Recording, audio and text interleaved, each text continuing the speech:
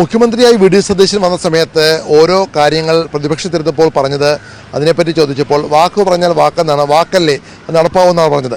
അങ്ങനെ പറഞ്ഞ വാക്കാണ് സെക്രട്ടേറിയറ്റിലെ മാധ്യമ നിയന്ത്രണം മാറ്റുമെന്നുള്ളത്.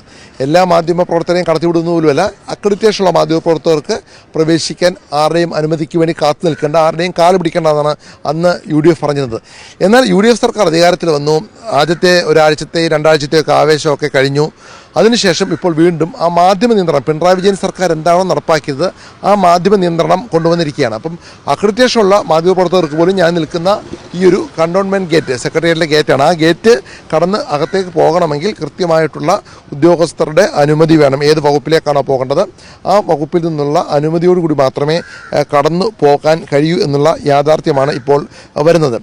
ഇതിനകത്ത് 3 മണി മുതൽ 5 മണി വരെയാണ് പൊതുജനങ്ങൾക്ക് സെക്രട്ടേറിയറ്റിലേക്ക് പ്രവേശിപ്പിക്കാനുള്ള അവസരം. അപ്പോൾ പൊതുജനങ്ങൾക്കൊരു നിയന്ത്രണമുണ്ട്. ആളുകൾ എല്ലാം കൂടി ഒന്നിച്ച് രാവിലെ വന്നു കഴിഞ്ഞാൽ അതിനെ ബാധിക്കും, ജോലിയെ ബാധിക്കും എന്നൊക്കെ പറഞ്ഞുകൊണ്ടാണ് ആ നിയന്ത്രണമുള്ളത്. അതിനെല്ലാം മന്ത്രിമാരുള്ള സമയം, ഉദ്യോഗസ്ഥർ ഓഫീസിലുള്ള സമയം വെച്ചിട്ടാണ് അത്തരത്തിൽ നിയന്ത്രണം കൊണ്ടുവന്നത്.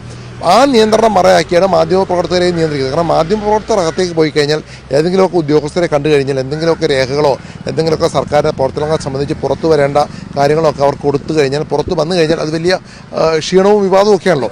അത് കണ്ടുകൊണ്ടാണ് നേരത്തെ പിണറായി വിജയൻ സർക്കാർ അത്തരത്തിൽ മാധ്യമ നിയന്ത്രണം കൊണ്ടുവന്നത്. ഈച്ച പോലും കടക്കരുത് എന്നാണ് അന്ന് പറഞ്ഞത്. അതെല്ലാം മാറ്റുമെന്ന് പറഞ്ഞു വി ഡി സതീശൻ സർക്കാർ വരുമ്പോൾ. പക്ഷേ സംഭവിക്കുന്നത് പഴയ ചരിത്രം ആവർത്തിക്കുകയാണ്. വീണ്ടും മാധ്യമ നിയന്ത്രണം തുടരുകയാണ്. ഇപ്പോൾ എങ്ങനെ ഇതിനകത്ത് മാറ്റം വരുത്തും, ഇപ്പോൾ ഇത് സർക്കാർ വീണ്ടും പരിശോധിക്കുമോ പരിഗണിക്കുമോ എന്നൊക്കെ ഇനിയും അറിയേണ്ടിയിരിക്കുന്നു.